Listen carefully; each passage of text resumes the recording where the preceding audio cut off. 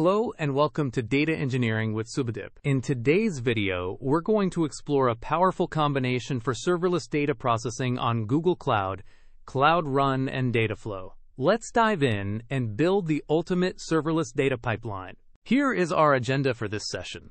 We will start with the core concepts of Cloud Run and Dataflow, then discuss why this combination is so effective.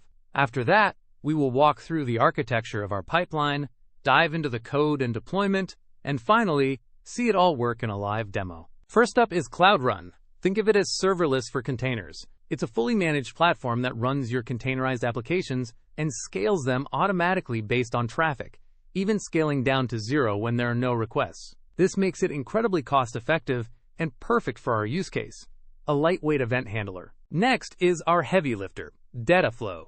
Dataflow is a fully managed service for running large-scale data processing jobs written with the Apache Beam SDK. It's built for both batch and streaming data and can handle enormous datasets by distributing the work across many machines. It's the right tool for any serious data transformation task. So, why combine them? It's all about using the right tool for the job. Cloud Run acts as a nimble, cost-effective gatekeeper. It can run 24/7 to listen for events, perform quick checks, and then, only when necessary, it calls in the powerhouse, Dataflow, to handle the heavy processing. This pattern saves a huge amount of money compared to having a large service always running. Here is the architecture we are going to build. It starts when a file is uploaded to a cloud storage bucket. This action sends a notification to a pub/sub topic. Our Cloud Run service is subscribed to this topic. It receives the message, validates the file, and then launches a Dataflow job. The Dataflow job reads the file from storage, processes it, and writes the results to a BigQuery table. It's a completely serverless and event-driven flow. Let's start with the code. First is our Dataflow pipeline, written using the Apache Beam Python SDK. This is a simple batch pipeline. It reads lines from a text file, specified by an input parameter, parses each line as a CSV, converts it into a dictionary, and then writes these records to a BigQuery table, which is also passed as a parameter. This is the core logic that will process our data at scale. To make our pipeline launchable by other services, we package it as a Dataflow Flex Template. This involves creating a Docker file to containerize our Beam code and a metadata file that defines the input parameters.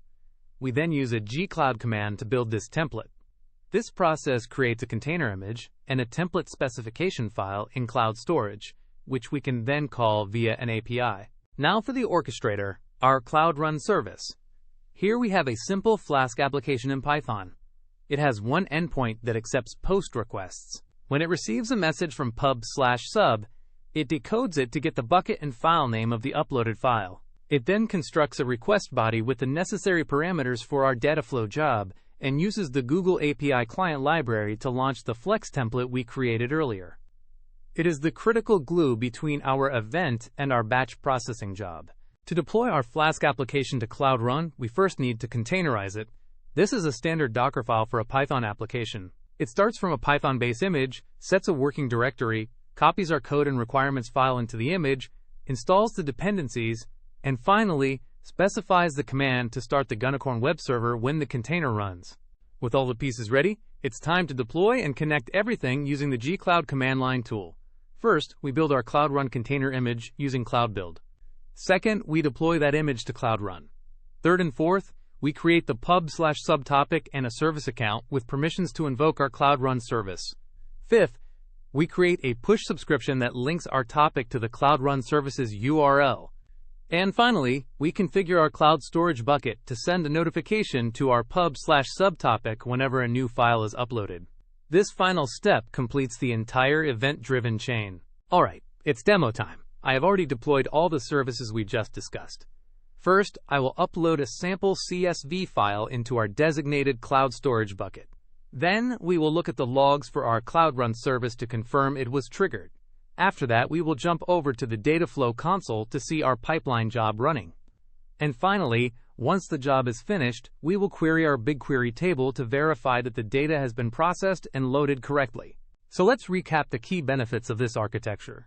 It is extremely cost-effective, as you pay only for the compute you actually consume. It's highly scalable, with both Cloud Run and Dataflow handling load spikes automatically. The design is modular and clean, separating the trigger logic from the complex data processing. And finally, this pattern is incredibly flexible.